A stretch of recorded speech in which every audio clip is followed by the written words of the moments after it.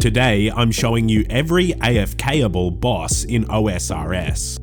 I'm starting with an honorable mention, Spindle. Spindle can be defeated semi-AFK, but being in the wilderness, you do need one eye on the screen to avoid dying. She's the most profitable solo wilderness boss since she drops the highest value drop in the wilderness. It is possible to completely AFK an entire Spindle kill, but it really depends on whether Spindle moves you onto one of her webs. When Spindle uses the web attack though, she moves across the room afterwards, which usually takes you away from the web. Probably the most AFK Spindle will get is if you're watching a movie at the same time, and you can easily move your player if you see the web attack. During the fight, Spindle spawns spiderlings, which you should normally kill, but it's not the worst thing in the world if you don't kill the spiderlings at Spindle. They do drain your prayer, and they also allow Spindle to deal some damage through protection prayers, but that damage is very minimal with only a few spiderlings. Overall, Spindle is over 5 mil GP per hour if you're on the drop rate and you don't get PK'd. PKers love this place, so you're more likely to get under 2 mil an hour. So Spindle was an honorable mention for being semi-AFK, but now let's get on to the bosses that are actually AFK. First up is Scurrius. With high combat stats, you can AFK the entire Scurrius fight with Blood Barrage. His attacks don't hit very high, meaning you can slowly heal throughout the fight to stay at high health. This is my gear and inventory setup for AFKing Scurrius. Virtus is the best in slot since it provides a higher magic damage boost than Ancestral, but only with ancient spells. While AFKing, you should have Protect Melee active at all times. The most damage you'll take is from the Rockfall attack, which hits up to 22, but you can still easily out-heal that. Scurrius drops the pet at a rate of 1 in 3,000, which is pretty rare, but you can get over 50 kills per hour when you're AFKing Scurrius, meaning to be on rate, you'll need to kill Scurrius for 60 hours.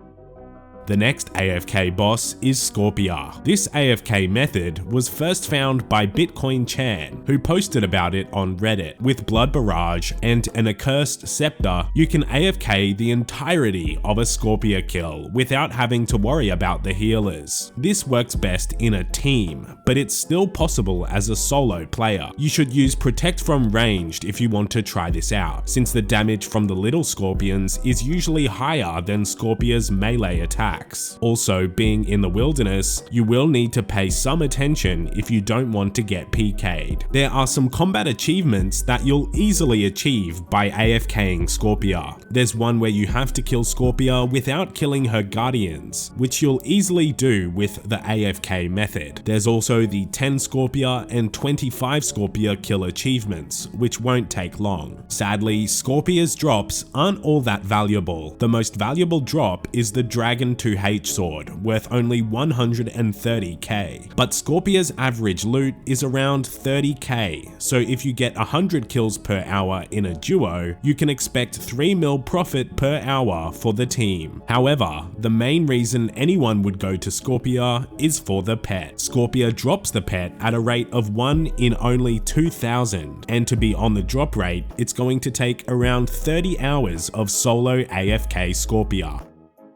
The next AFK-able boss is Sarachnis. This AFK Sarachnis method was first popularized by Low Soul Gamers on YouTube. You can AFK the entire Sarachnis fight if you have a high defense level and Justiciar armor. For the most AFK, your weapon should be the Din's Bulwark, since your damage scales with your defense bonuses. So with a high defense bonus, your Din's hits more. This is one of the most AFK bosses you can defeat, but you'll still need to check your health every 20 seconds or so. Killing Sarachnis this way has been popular for pet hunters for years, where Sarachnis drops the pet at a rate of 1 in 3,000. You can get around 30 kills per hour, meaning to be on rate, it takes 100 hours of Sarachnis. For more kills per hour, at the expense of being less AFK, you can use a one-handed weapon with a shield. The Elysian is the best shield to use here, but it's 720 mil, so a different different spirit shield or a dragon fire shield works. You can also get away with bringing a defender if you're less AFK. You can also use magic from the Arceus spellbook to improve your kills. The death charge spell restores 15% of your special attack after the next monster you kill, and during the fight, Sarachnis creates 2 smaller spawns, which you can defeat quickly with the Din's Bulwark spec, and you can use death charge to regenerate from them.